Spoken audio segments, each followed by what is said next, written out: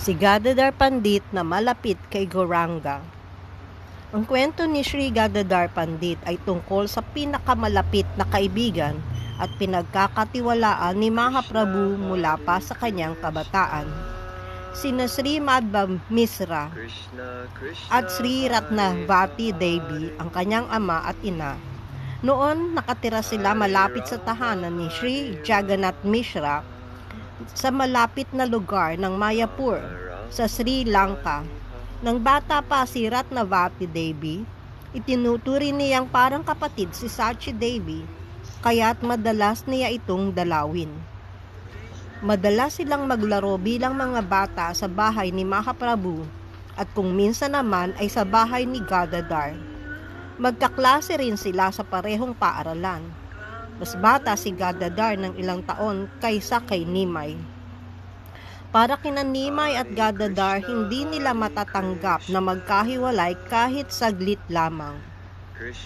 May taglay siyang isang uri ng kadiliman sa loob, ngunit kumikislap na ginto sa panlabas. Tila isa siyang makalangit na tambalan, kaya't inilalarawan ni Vasudev Ghosh ang kagandahan ni na Sri Gaura Gadadhar, ang celestial na tambalan na kanyang buong pusong sinasamba at pinaglilingkuran ng lubos na pagkaalipin.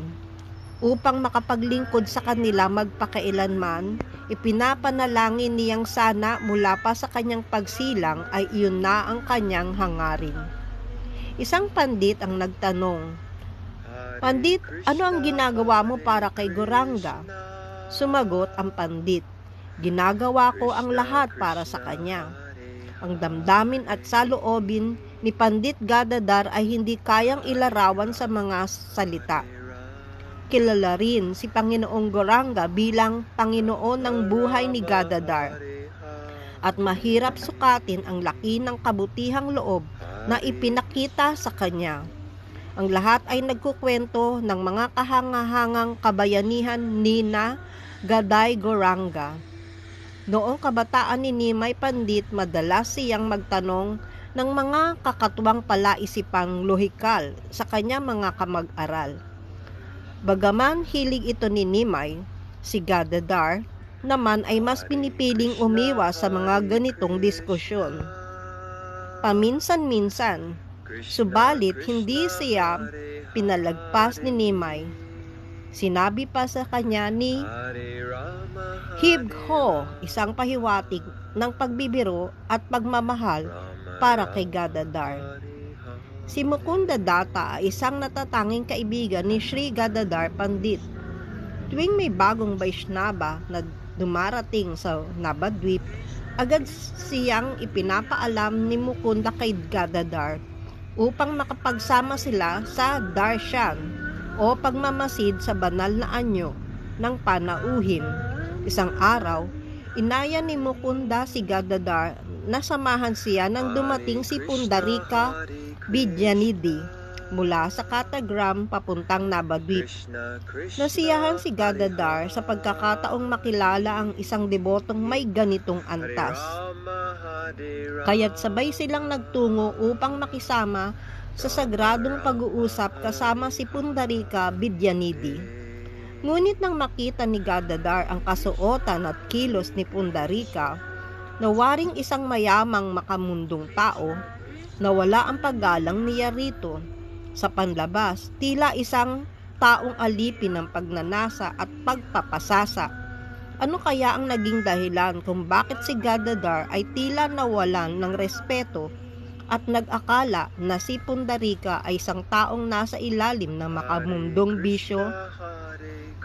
Samantala, si Mukunda na may kaalaman sa tunay na likas na pagkatao ni Pundarika Vidyanidhi at naramdaman niya ang agam-agam ni Gadadhar Pandit, magiliw ang tinig ni Mukunda habang binibikas niya ang ilang isloka mula sa Srimad Bhagavatam. Sa pakikinig sa napakagandang pagbigkas nito, si Pundarika Vidyanidhi ay napuno ng labis na kaligayahan at nagpakahandusay sa sahig. Sumigaw ng Krishna, Krishna, ang pangalan ng kataas-taasang persona ng Diyos.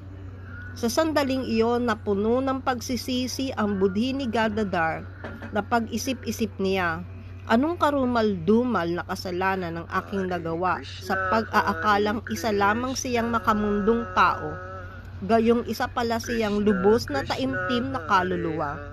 Sa tingin ko, ang tanging paraan upang maligtas ako sa makasalanang ito ng aking pag-iisip ay tanggapin siya bilang aking guro. Sa Gayadam, munang ipinamalas ni Sri Chaitanya Mahaprabhu ang hindi madaling matunawa ang katangian ng Krishna Prema o dalisay na pag-ibig kay Krishna. Doon niya isinakatiparan ang alay ng kanyang guro, si Sri Isvara Puri. Pagka-uwi niya, nagsimula na siyang magpakita ng kakaibang lakas at espiritual na sigla. Siya ay nabuhay na tila lumulutang sa pag-ibig kay Krishna araw at gabi.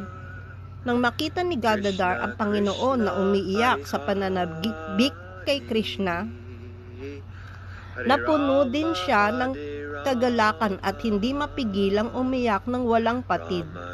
Mula noon, hindi na iniwan ni Gadadhar Pandit si Mahaprabhu.